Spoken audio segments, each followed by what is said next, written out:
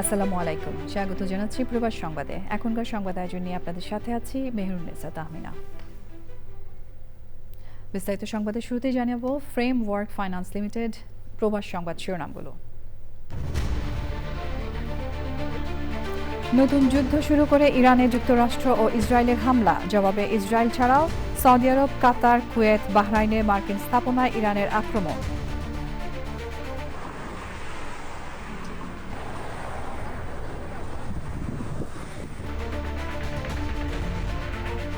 পাকিস্তান আফগানিস্তান সীমান্তে সংঘর্ষে ৩৩১ তালেবান যোদ্ধা ও ৫৫ পাকিস্তানি সেনা নিহত। আফগান ভূখণ্ডে পাকিস্তানি বিমান ভূপাতিত করে পাইলট আটক।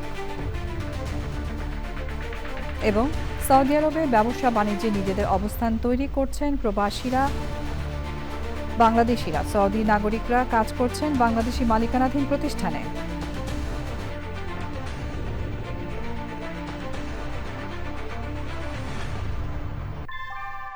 নিউ ইয়র্কে প্রবীণদের কাছে আস্থার নাম অল কাউন্টি হোম কেয়ার। এখানে পাচ্ছেন প্রিয়জনের যত্নে অভিজ্ঞ কেয়ার গিভার। কল করুন 646-444-2266। সংবাদ শিরোনামগুলো জানাচ্ছিলাম। এখনকার এই সংবাদ আয়োজন একই সঙ্গে চ্যানেল আই এর ইউটিউব চ্যানেল এবং চ্যানেল আই এর ওটিটি প্ল্যাটফর্ম আই স্ক্রিনে লাইভ স্ট্রিম হচ্ছে। এবার যাচ্ছে বিস্তারিত প্রসঙ্গে। রাজধানী তেহরান সহ ইরানের বিভিন্ন শহরে হামলা চালিয়েছে ইসরায়েল ও যুক্তরাষ্ট্র। হামলায় ইরানের প্রতিরক্ষা মন্ত্রী আমির নাসির ও রেভলিউশনারি গার্ডের কমান্ডার মোহাম্মদ পাক্কুর নিহত হয়েছেন। দক্ষিণাঞ্চলের মিনাব শহরের একটি প্রাথমিক বিদ্যালয়ে যৌথ হামলায় নিহত শিক্ষার্থীর সংখ্যা বেড়ে ৭৩ জনে দাঁড়িয়েছে। জবাবে ইসরায়েলে হামলা চালিয়েছে ইরান। এছাড়া সৌদি আরব, কাতার, কুয়েত, জর্ডান, বাহরাইনে মার্কিন ঘাঁটি লক্ষ্য করে ক্ষেপণাস্ত্র হামলা চালিয়েছে ইরান। বন্ধ রয়েছে মধ্যপ্রাচ্যের আকাশসীমা। ইফতেখার উদ্দিনের রিপোর্ট। কয়েক মাসের উত্তেজনা কাটিয়ে সর্বাত্মক যুদ্ধে পারস্য সহ গোটা মধ্যপ্রাচ্য। শনিবার সকালে ইরানের রাজধানী তেহরান সহ একাধিক শহরে হামলা চালায় ইসরায়েল ও যুক্তরাষ্ট্র। মুহুর্মুহু বিস্ফোরণে কেঁপে ওঠে গোটা অঞ্চল। তেহরান সরকারের বিভিন্ন প্রশাসনিক ভবন, ইরানের সর্বোচ্চ ধর্মীয় নেতা আয়াতুল্লাহ আলী খামেনির বাসভবন এবং কার্যালয়ে হামলা চালায় ইসরায়েল ও যুক্তরাষ্ট্রের যৌথ বাহিনী। জবাবে ইসরায়েল এবং মধ্যপ্রাচ্যে বিভিন্ন মার্কিন ঘাঁটি লক্ষ্য করে হামলা চালিয়েছে ইরান। তেল আবিব সহ বিভিন্ন শহরে সতর্কতামূলক সাইরেন বাজানো হয়েছে।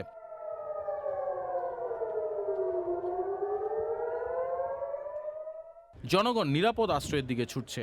ইসরায়েল ও মার্কিন ঘাঁটিগুলো লক্ষ্য করে ইরান হামলা চালিয়ে যাবে বলে জানিয়েছেন ইরানের ইসলামিক রেভলিউশনারি গার্ড কোর। কাতারের রাজধানীতে মাঝে মধ্যেই বিস্ফোরণের শব্দ পাওয়া যাচ্ছে। দেশটির আকাশ প্রতিরক্ষা ব্যবস্থা ইরানের ছোড়া ক্ষেপণাস্ত্রগুলো প্রতিহত করছে। আবুধাবিতে ইরানের ক্ষেপণাস্ত্র হামলায় একজন নিহত হয়েছে। বাহরাইন, কাতার, জর্ডান ও কুয়েতের বিভিন্ন স্থানে ধোঁয়া দেখা গেছে।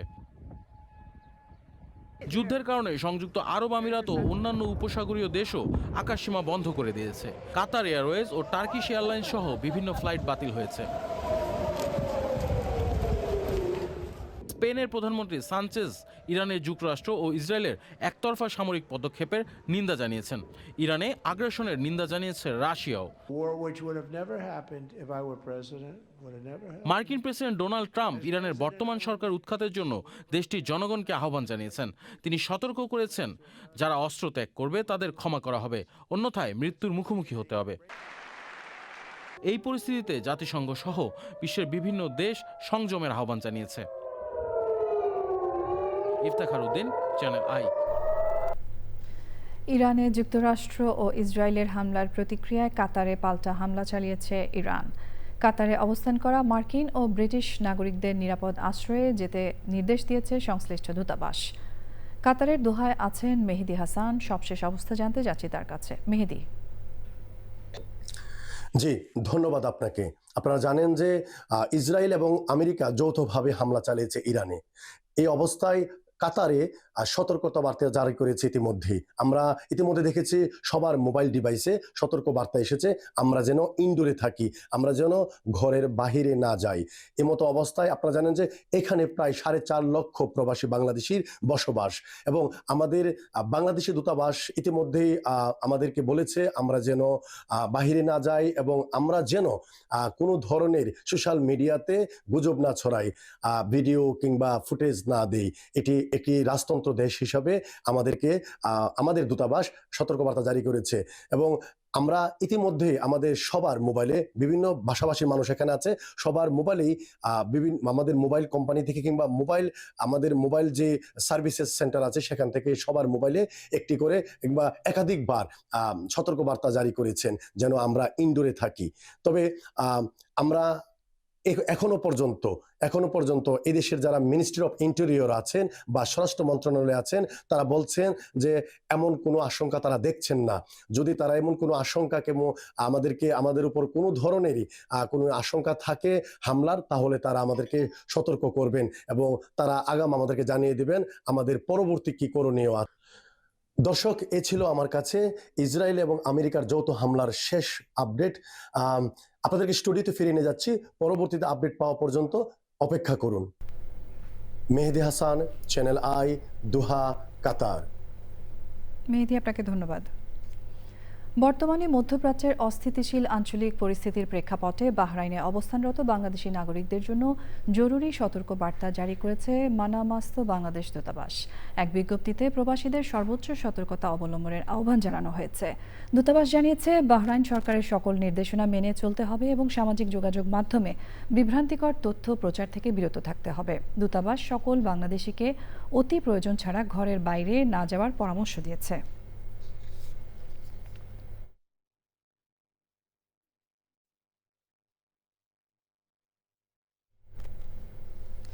যুক্তরাষ্ট্রের সাথে মিলে ইরানে যৌথ হামলা চালানোর পরও কেন আতঙ্কে সাইরেন বাজাচ্ছে ইসরায়েল? ওমান সহ বেশ কিছু দেশ যুদ্ধবন্ধের চেষ্টা করে আসলেও সেই চেষ্টা শেষ পর্যন্ত সফল হয়নি। ইরানে হামলা করেই বসল ইসরায়েল। এর ফলে উত্তপ্ত হয়ে উঠেছে মধ্যপ্রাচ্য। আহসান কামরুলের এক্সপ্লেইনারে বিস্তারিত। কয়েকদিন ধরেই ছিল যুদ্ধ ভাব, তবে ইরান প্রথমে শুরু করেনি। শনিবার সকালে জানা গেল তেহরানে বিমান হামলা করেছে ইসরায়েল। এর সঙ্গে আছে যুক্তরাষ্ট্র। বিশ্বের পরাক্রমশালী দেশের সাথে মিলে হামলা চালানোর পরও কেন নিজ দেশে অ্যালার্ট জারি করলো ইসরায়েল? এত আশঙ্কা থাকলে হামলাই বা করলো কেন? আমেরিকা ইসরায়েল কি চায়? তেহরান, তেল আবিব সহ মধ্যপ্রাচ্যের বর্তমান অবস্থা কি? কোন দিকে যেতে পারে যুদ্ধ পরিস্থিতি? চলুন জেনে নেই বিস্তারিত। শনিবার সকাল তেহরান সহ মধ্যপ্রাচ্য জুড়ে থমথমে পরিস্থিতি। সবার মধ্যেই এক অজানা আতঙ্ক, নতুন যুদ্ধের আশঙ্কা। বিশেষ করে ইরানে নাগরিকদের মধ্যে অস্থিরতা বিরাজমান। যুদ্ধ শুরু হলে এর রেশ সাধারণ জনগণের উপর দিয়ে যায়, সেটা তারা ভালোভাবেই অবগত। ইরান সরকারও গত কয়েকদিন মার্কিন হুমকির বিপরীতে পাল্টা তোপ দাগিয়ে আসছিল, কিন্তু নিজেরা শুরু থেকেই উত্তেজনামূলক কথাবার্তা পরিহারে ছিল সতর্ক। এর মধ্যে ওমান সহ বেশ কিছু দেশ যুদ্ধ বন্ধের চেষ্টা করে আসছিল, সেই চেষ্টা শেষ পর্যন্ত সফল হয়নি। ইরানে হামলা করেই বসল ইসরায়েল। ইরানের রাষ্ট্রীয় সংবাদ মাধ্যম নিশ্চিত করেছে ইসরায়েলি হামলার শিকার হয়েছে তেহরান। ফার্স নিউজ এজেন্সির প্রতিবেদনে বলা হয়, তেহরানের জমহরি এলাকা ও বিশ্ববিদ্যালয়ে বেশ কয়েকটি ক্ষেপণাস্ত্র আঘাত করেছে। বিবিসি, সিএনএন, আল জাজিরা সহ আন্তর্জাতিক সংবাদ মাধ্যমগুলো জানিয়েছে ইসরায়েলের সাথে এই হামলায় রয়েছে মার্কিন যুক্তরাষ্ট্র। এর মধ্য দিয়ে মধ্যপ্রাচ্যে নতুন আরেক যুদ্ধ শুরু হলো বলে আশঙ্কা করা হচ্ছে। ইরানে হামলার ঘটনা এখানেই শেষ নয়। বিশ্বের পরাক্রমশালী দেশের সাথে মিলে যৌথ হামলা চালালেও আতঙ্কে রয়েছে ইসরায়েল। তাদের প্রতিরক্ষা মন্ত্রী ইসরায়েল জুড়ে বিশেষ এবং স্থায়ী জরুরি অবস্থা ঘোষণা করেছেন। এছাড়া দেশটির আকাশসীমা বেসামরিক বিমানের জন্য বন্ধ ঘোষণা করা হয়েছে। পুরো ইসরায়েল জুড়ে সাইরেন বাজছে। ইসরায়েলের প্রতিরক্ষা বাহিনী আইডিএফ নাগরিকদের নিরাপদ স্থানে থাকার আহ্বান জানিয়েছে। বিশ্লেষকরা বলছেন, ইরানে হামলার রেশ তারা বুঝতে পারছে। ক্ষেপণাস্ত্র হামলার বিপরীতে ইরান থেকেও পাল্টা ক্ষেপণাস্ত্র আসতে পারে ইসরায়েলে। সেজন্যই তারা আগাম সতর্কতা হিসেবে এসব করছে। তবে এই যুদ্ধের ফলাফল কি হয় সেটি এখনও বলা না গেলেও ইরান সহ মধ্যপ্রাচ্য এমনকি সারা বিশ্বের মানুষই যে ভুক্তভোগী হবে সেটি এখনই বলে দেওয়া যায়। আফগানিস্তানের কাবুল, কান্দাহার ও পাকতিকায় হামলা চালিয়েছে পাকিস্তান। পূর্ব আফগানিস্তানের নানগারহার প্রদেশে একটি পাকিস্তানি যুদ্ধ বিমান গুলি করে ভূপাতিত করে বিমানের পাইলটকে আটক করার দাবি করেছে আফগান সরকার। পাল্টাপাল্টি হামলায় আফগানিস্তানের ৩৩১ তালেবান যোদ্ধা ও পাকিস্তানের ৫৫ সেনা নিহত হয়েছে বলে জানিয়েছে বিভিন্ন গণমাধ্যম। আফগানিস্তানের বিরুদ্ধে জিরো টলারেন্স নীতি ঘোষণা করেছে পাকিস্তান। আফগান সেনাবাহিনী পাল্টা হুঁশিয়ারি দিলেও তালেবান সরকারের মুখপাত্র জানিয়েছেন সংকট সমাধানে সংলাপ চান তারা। উত্তেজনা নিরসনে যুক্তরাষ্ট্র হস্তক্ষেপ করবে না বলে জানিয়েছেন প্রেসিডেন্ট ডোনাল্ড ট্রাম্প। সুদীপ্তা মাহমুদের রিপোর্ট।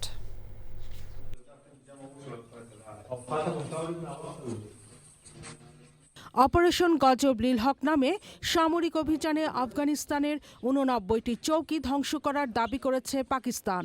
জবাবে আফগানিস্তান ও পাকিস্তানের সীমান্ত চৌকি ধ্বংসের দাবি করেছে। পরিস্থিতি মোকাবেলায় সুইসাইড স্কোয়াড গঠন করার কথাও জানিয়েছে তালেবান সরকার। হামলা পাল্টা হামলার মধ্যে সেনা সদর দপ্তর পরিদর্শন করেছেন পাকিস্তানের প্রধানমন্ত্রী শেহবাজ শরীফ। পাকিস্তানের প্রতিরক্ষা মন্ত্রী খাজা মোহাম্মদ আসিফ আফগান সরকারের বিরুদ্ধে যুদ্ধ ঘোষণা করেন। And the response, we were ready, vigilant. The Pakistan Armed Forces, Pakistan Army responded immediately and effectively. At all 53 locations, the attack was repulsed. At no one location, they could not make any success. আফগানিস্তানের সেনাপ্রধান ফজলুদ্দিন ফিতরাত পাকিস্তানকে হুঁশিয়ার করে বলেছেন, ভবিষ্যতে কোনো হামলা হলে আরও শক্ত ও কার্যকর জবাব দেওয়া হবে। তবে সংলাপের কথা বলছে তালেবান সরকার।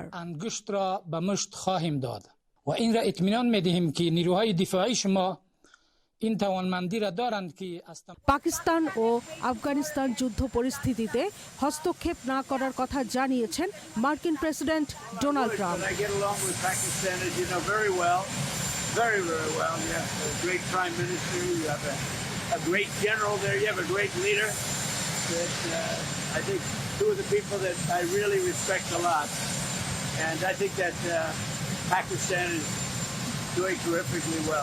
পাকিস্তান ও আফগানিস্তান সংঘাতে উদ্বেগ জানিয়ে আলোচনার মাধ্যমে সমাধানের তাগিদ দিয়েছে জাতিসংঘ এবং রাশিয়া, ইরান ও চীন সহ বিভিন্ন দেশ। Sudipta Mahmud, channel I. প্রয়াত যৌন অপরাধী জেফ্রি অ্যাপস্টিনের সঙ্গে সম্পর্ক বিষয়ে কংগ্রেস কমিটিতে সাক্ষ্য দিয়েছেন সাবেক মার্কিন প্রেসিডেন্ট বিল ক্লিন্টন। রুদ্ধদ্বার শুনানিতে ক্লিন্টন বলেছেন তিনি কোনো ভুল করেননি এবং অ্যাপস্টিনের অপরাধ বিষয়ে কিছু দেখেননি। অ্যাপস্টিন সম্পর্কিত নথিতে নিজের নাম এবং একটি হট টাবে তোলা ছবির বিষয়ে প্রশ্নের জবাব দেন তিনি। ক্লিন্টন বলেন, অ্যাপস্টিনের অপরাধ সম্পর্কে জানলে তিনি তার সাথে সম্পর্ক ছিন্ন করতেন এবং তার বিমানে চড়তেন না। অ্যাপস্টিনকে নিজেই ধরিয়ে দিতেন বলেও জানান বিল ক্লিন্টন। আগের দিন হিলারি ক্লিন্টনও কংগ্রেসের সাক্ষ্যে বলেন অ্যাপস্টিনের অপরাধ সম্পর্কে তার কোনো ধারণা ছিল না। শুনানি ফলপ্রসূ হয়েছে বলে জানান কংগ্রেস কমিটির চেয়ারম্যান জেমস কোমার। সে সময় ডেমোক্র্যাটরা ট্রাম্পকে জিজ্ঞাসাবাদের দাবি তুললে বিল ক্লিন্টন বলেন সে সিদ্ধান্ত কমিটির। যুক্তরাষ্ট্রের নিউ ইয়র্ক সিটির পুলিশ বিভাগের উদ্যোগে বিশেষ ইফতার ও ডিনার আয়োজন করা হয়েছে। শুক্রবার পুলিশ একাডেমিতে এই অনুষ্ঠানে স্পন্সর করে স্থানীয় 1181 ও 1182 ট্রাফিক এনফোর্সমেন্ট ডিস্ট্রিক্ট।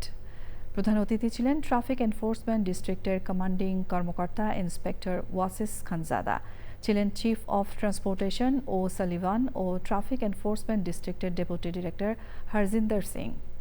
বিশেষ অতিথি ছিলেন নিউ ইয়র্ক স্টেটের কুইন্সের 30তম স্টেট অ্যাসেম্বলি আসনের প্রার্থী ও অবসরপ্রাপ্ত NYPD lieutenant commander Shamsul Haque, NYPD Muslim officer সোসাইটির সভাপতি deputy inspector Wahid Akhtar, Bangladeshi American police অ্যাসোসিয়েশনের সভাপতি AKM প্রিন্স আলম এবং সাধারণ সম্পাদক জামিল সরওয়ার ও অন্যরা।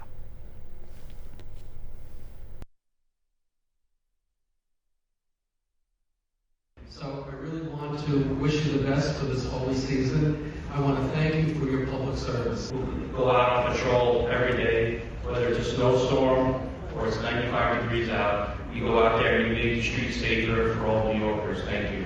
From my bottom of my heart, I thank you, and I think all those people who understand your work, they appreciate your work. You guys proved it again and again and again, especially when two companies were there. In which Almighty God give us a command that we have to achieve righteousness. And I just have to say that I have learned more about Muslim faith and Ramadan this year. মুক্তিযুদ্ধের সর্বাধিনায়ক বঙ্গবীর general M A G. ওসমানীর ৪২তম মৃত্যুবার্ষিকীতে বঙ্গবীর Osmani memorial foundation ইউকের উদ্যোগে আলোচনা সভা ও দোয়া মাহফিল হয়েছে। সভাপতিত্ব করেন সংগঠনের সভাপতি কবির উদ্দিন। বাংলাদেশে রাষ্ট্রীয়ভাবে ওসমানীর জন্ম ও মৃত্যু দিবস পালনের দাবি জানান বক্তারা। সভায় প্রধান অতিথি ছিলেন টাওয়ার হ্যামলেটস কাউন্সিলের স্পিকার সুলুক আহমেদ, সংগঠনের সিনিয়র সহ সভাপতি কে.এম. আবু তাহের চৌধুরী, বীর মুক্তিযোদ্ধা এম.এ. মান্নান ও অন্যরা।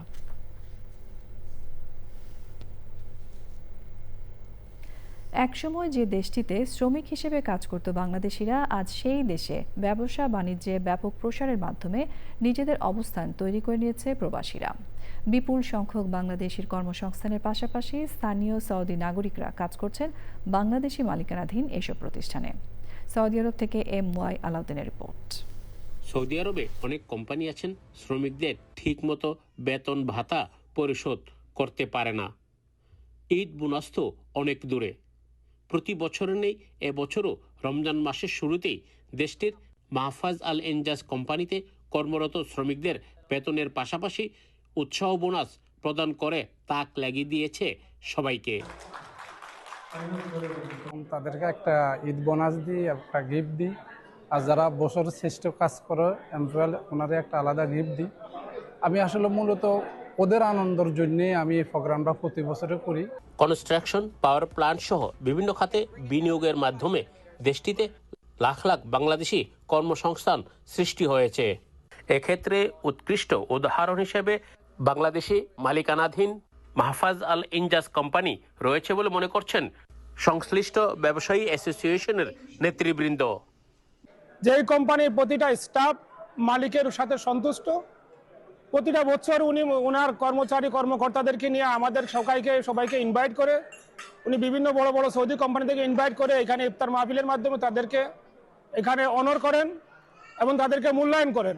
বাংলাদেশি শ্রমিকদের কঠোর পরিশ্রমের প্রশংসা করে সৌদি আরবের ক্রমবর্ধমান দক্ষ জনশক্তির চাহিদা পূরণে বাংলাদেশি শ্রমিকদের গুণগত মান উন্নয়ন প্রয়োজন বলে মনে করেন সৌদি ব্যবসায়ীরা।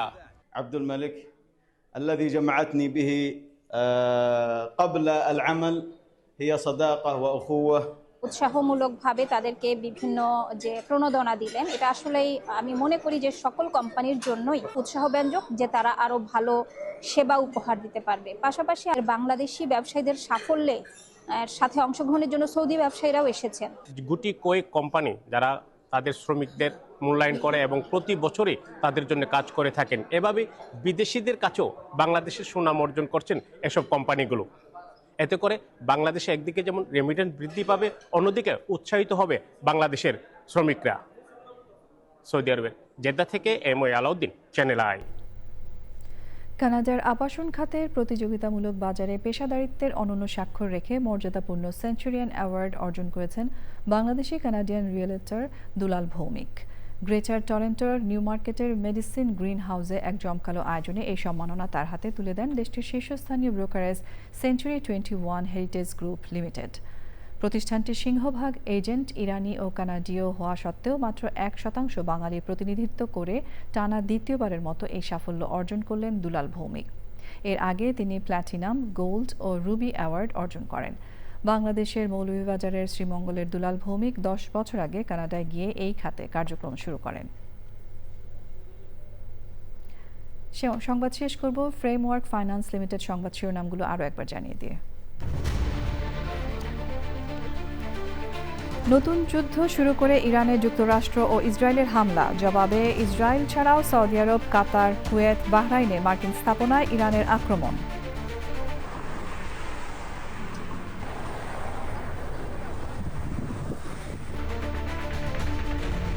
পাকিস্তান আফগানিস্তান সীমান্তে সংঘর্ষে ৩৩১ তালেবান যোদ্ধা ও ৫৫ পাকিস্তানি সেনা নিহত। আফগান ভূখণ্ডে পাকিস্তানি বিমান ভূপাতিত করে পাইলট আটক।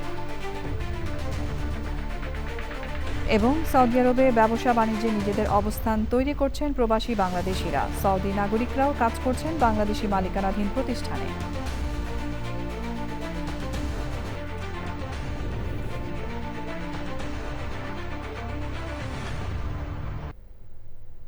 প্রিয় দর্শক, চ্যানেল আই এর সর্বশেষ সংবাদ জানতে ভিজিট করুন channelionline.com এ। যুক্ত থাকুন আমাদের সোশ্যাল মিডিয়া প্ল্যাটফর্মগুলোর সাথে। এরই সঙ্গে শেষ করছি এখনকার প্রবাস সংবাদ আয়োজন। ধন্যবাদ এতক্ষণ আমাদের সঙ্গে থাকার জন্য।